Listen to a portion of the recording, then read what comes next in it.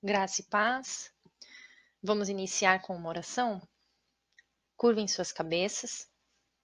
Senhor meu Deus e meu Pai, te agradecemos porque a sua misericórdia é infinita. Hoje pedimos ao Senhor, em nome de Jesus, que forneça o nosso espírito a sua sabedoria e entendimento para que possamos compreender o propósito estabelecido em nossas vidas e que ele seja cumprido, porque os seus planos são maiores e melhores do que os nossos planos. Envia teu Santo Espírito para que possamos compreender a tua santa palavra e os teus ensinamentos. Amém. Batismo ou apresentação? Por que é que nós abordamos esse assunto? Porque muitas pessoas ainda têm dúvidas sobre o entendimento do evangelho da ótica católica e da ótica cristã. A exemplo do que aconteceu com Jesus, ele foi apresentado ao Senhor quando bebê, e isso não era visto como batismo. Vamos ver o que diz em Lucas 2:22? E cumprindo-se os dias da purificação dela, segundo a lei de Moisés, o levaram para Jerusalém, para o apresentarem ao Senhor.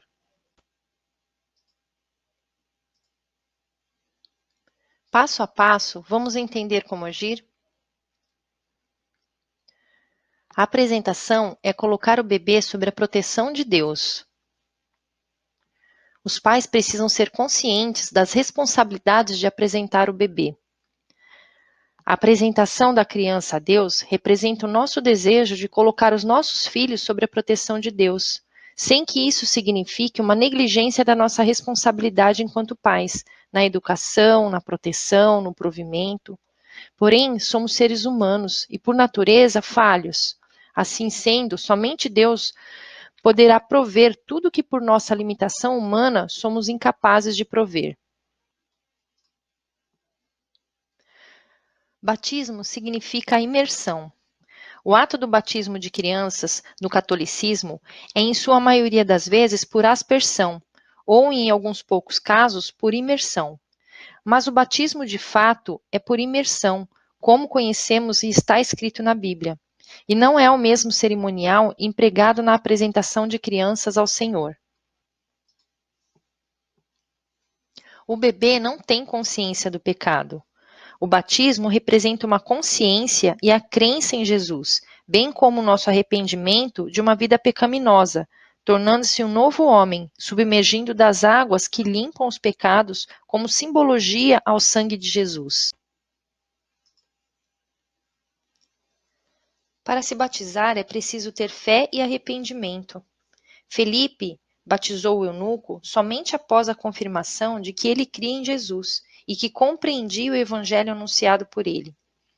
O próprio Jesus nos serviu de exemplo, pois ainda que nele não houvesse pecado, pois a sua concepção foi milagrosa e sua semente advinda do Espírito Santo, ao passo que nós somos concebidos em pecado e a nossa semente vem de Adão e Eva. Ele decidiu ser batizado por João, para nos mostrar que é o primeiro passo para o reaproximarmos de Deus. Desta forma, haveria consciência de um bebê ou de uma criança para que dela parta tal decisão, de modo a tornar válido o ato do seu batismo? Ainda que nós nasçamos em pecados e sejamos desde o início potenciais pecadores, sem tal consciência, o ato de batismo é meramente pro forma. Batismo não representa salvação, mas sim um testemunho de fé.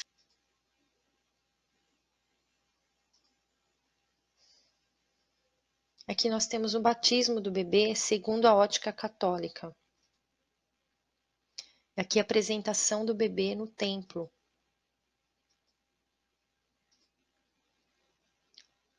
José e Maria levaram Jesus para serem apresentados ao Senhor. A apresentação é uma aliança dos pais com Deus para educar a criança no caminho de Deus. Após as semanas da purificação estabelecida pela lei mosaica, José e Maria foram ao templo de Jerusalém para a apresentação do filho Jesus. Jesus foi circuncidado. Naquele tempo, a circuncisão tinha que ser realizada no 8º dia do nascimento. O ato da circuncisão é um sinal da aliança entre Deus e Abraão e os seus descendentes. A circuncisão tornava um requisito obrigatório na lei dada a Moisés. Está em Levíticos 12, versos 2 e 3. Hoje em dia não se aplica essa lei. José e Maria, no dia da apresentação de Jesus ao Senhor, também levaram uma oferta, 2 rolinhas ou 2 pombinhos, para oferecer em sacrifício, como a lei do Senhor manda. Está em Lucas 2, 24. Quando o livro de Levíticos instrui sobre a oferta cerimonial na apresentação de um filho, explica-se que, se suas posses não lhe permitem trazer um cordeiro, tomará 2 rolas ou 2 pombinhos. Uma pergunta, então, pode nos incomodar. O Senhor soberano sobre todas as coisas resolveu entregar a educação terrena do seu único filho a um simples casal, tão simples que nem dinheiro tinha para comprar um cordeiro. Haverá alguma lição a ser aprendida neste contraste entre o poderio divino e a pobreza humana? A resposta o Senhor nos dá através de Davi, no Salmo 51. Não te deleites em holocaustos. Os sacrifícios a Deus são um espírito quebrantado e contrito, que tu não desprezarás, sejam boi gordo ou pombinho magro, sejam 2 moedinhas de viúva pobre, seja uma propriedade inteira de Barnabé. O negócio é o coração. Deus somente ama ao que dá com alegria. Por isso o evangelista Lucas não deplora a humilde oferta de José e Maria. Como jovem casal, nossa missão é cumprir a tarefa de Deus para nós. Não interessa quantos pombinhos tenhamos ou não tenhamos.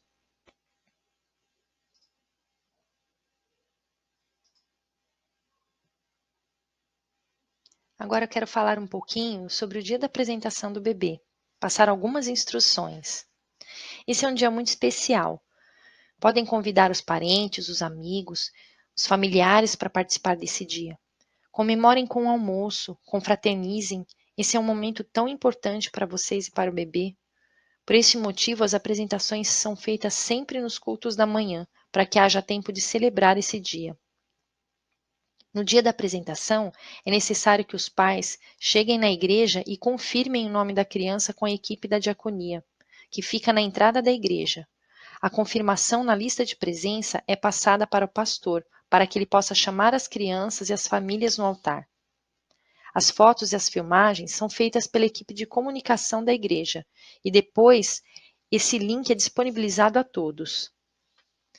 Quando o pastor pedir para subir no altar, se posicionem de maneira que fiquem distribuídos igualmente, evitando aglomeração nas extremidades. O pastor vai pedir para que o pai pegue a criança e que ele mesmo apresente o seu filho. A mãe pode ajudar.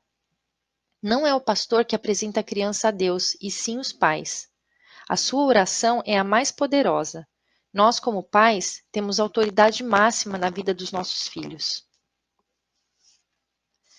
E mamães, não se ausentem da igreja por conta do trabalho que o bebê dá. É muito comum nessa fase que as mães se afastem da igreja.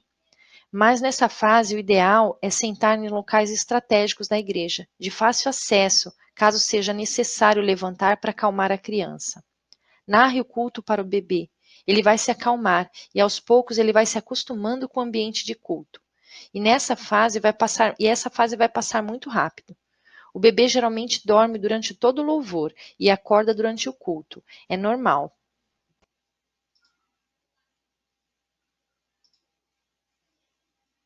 Os filhos são herança do Senhor, uma recompensa que ele dá. Salmo 127, 3.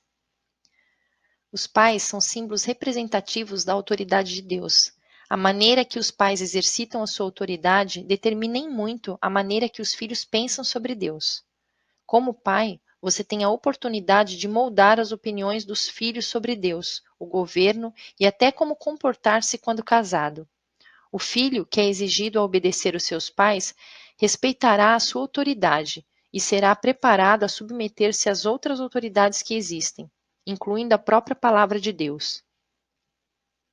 Como uma autoridade humana, você, como pai ou mãe, vai errar, mesmo que deseje fazer tudo correto. Uma autoridade não tem que ser perfeito para poder exercer a sua posição. Obediência e respeito pela autoridade podem ser aprendidos daquele que aparenta ser injusto ou incompetente. Pais, vocês são a autoridade maior sobre seus filhos. Não permitem a sua fraqueza como homem impedir-lhe de cumprir as suas responsabilidades. Deus sabia que vocês eram imperfeitos quando ele lhe deu seu filho.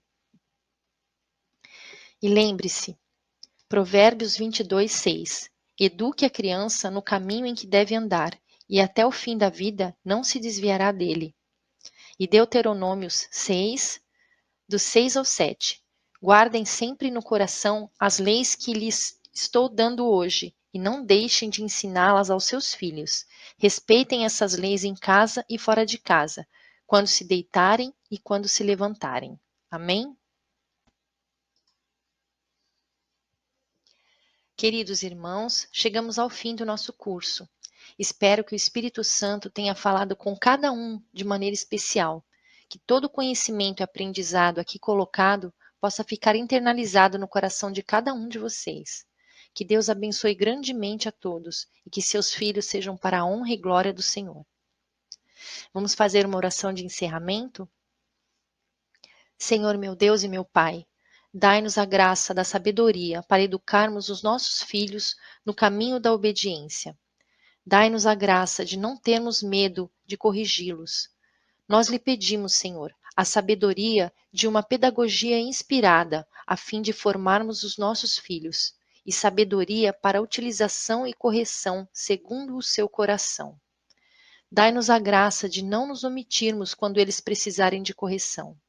Senhor, liberta-nos de toda omissão, porque não queremos cruzar os nossos braços diante dos erros dos nossos filhos, mas sim os chamar à vida de obediência e justiça, como a sua palavra nos ensina. Senhor, dai a sabedoria a todos os pais, aqueles que se sentem perdidos na formação de seus filhos. Ilumina-os com seu Espírito Santo. Tira do coração deles todo o sentimento de fracasso e derrota. Liberta-os, Senhor. Assim eu oro, em nome de Jesus. Amém.